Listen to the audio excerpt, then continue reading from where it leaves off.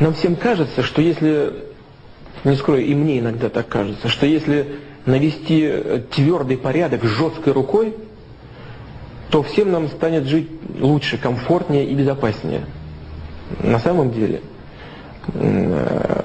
эта комфортность очень быстро пройдет, потому что эта жесткая рука начнет нас очень быстро душить. Путин никогда не был демократичным, он играл роль демократа до тех пор, пока не укрепил свою вертикаль власти. Чеченцы это видели ясно, старались донести до мира, но не были услышаны. То есть у него изначально была цель именно построить такую власть, которую он сегодня построил, но пока он был слаб на начальных этапах своего правления, ему нужно было играть вот этого демократа. Мы же помним фильмы тех лет, «Весь мистер Путин» и так далее, когда, или там, я не знаю, высказывания, я посмотрел в глаза Путина, увидел в нем душу, ну, то есть они искали в нем то, чего в нем нет, и в итоге столкнулись с тем, что в нем есть. Вот эта слепота, умышленная слепота мирового сообщества привела к тому, что он состоялся. Но я тогда писал другие статьи, что чемберлинизм в современной политике Европы приведет к таким же последствиям, как последствиям с нацистской Германией. Ровно счетом это и случилось сегодня. Мой ответ, что Путин никогда не был в душе демократом, причем он не сказать, что он является сильной политической личностью, каким его также мир хотел увидеть или хотят его представить сами россияне. Это на самом деле у него психология криминальная, у него именно криминальная психология. На этой психологии он вырос в конце 80-х, начале 90-х, и ими он руководствуется.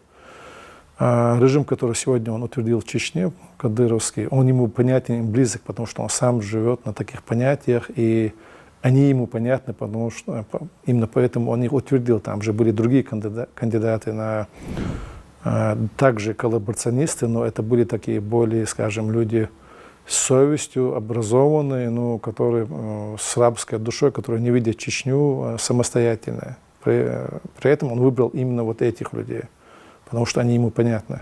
Как мы знаем, всегда есть взаимное влияние, как Путин повлиял на марионеточную власть в Чечне в плане ее исполнения. Также именно чеченские коллаборационисты, в свою очередь, повлияли и на самого Путина. Какие-то ценности, которые он всегда говорил, что я не знаю, они хотят облагородить вещи, которые нельзя облагородить. Скажем, убийство Зелимхана Хангашвили киллером Красиковым он хочет выставить как благородный поступок патриота. Это патриотизм в видении Путина, который также он якобы увидел в клане Кадырова, да, что эти патриоты, которые защищали Чечню от международного терроризма. Подобные явления, или же, я не знаю, когда он считал, что если он правит Россией, если он пашет, как он сам выражался, как раб на галерах, то все материальные блага ему должны быть доступны, на его виллы, его яхты, и что его круг также должен быть таким, стать новой такой аристократической или олигархической прослойкой вокруг него. То есть это все его воззрения какого-то криминального толка, которые абсолютно противоречат всем канонам правового государства. То, что он позволяет на уровне каких-то дружеских отношений каким-то приближенным к себе людям, вроде Кадырова, того же Пригожина, делать вещи, которые идут в противоречии с законодательством страны, с конституцией страны. Много-много подобных вещей, которые характеризуют его, они были изначально, и они изначально проговаривались в узком кругу, они стали очевидны лишь впоследствии. Сегодня все эти слухи, что Кадыров является самостоятельной политической личностью, сильной личностью, которая влияет на Путина, это неправда, это абсолютная марионетка Путина. И даже его отец не был таковым, поэтому его и устранили. Да, потому что именно сопротивление чеченского народа, не нынешней власти Кадырова, а именно сопротивление ожесточенное беспрецедентное такое, я не знаю, до последнего то, что чеченцы провозглашали в своих каких-то лозунгах, и это воспевалось в песнях. Чеченцы прошли этот путь, вот это беспрецедентное сопротивление заставило Россию свернуть с демократических каких-то преобразований начала 90-х и пойти по пути усиления диктатуры.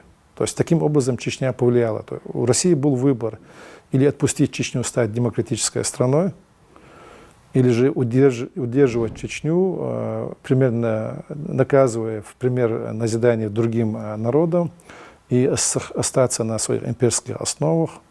Естественно, потом уже сама вот эта стратегия поведения уже подталкивает ее идти дальше. То есть империя имеет только два пути развития.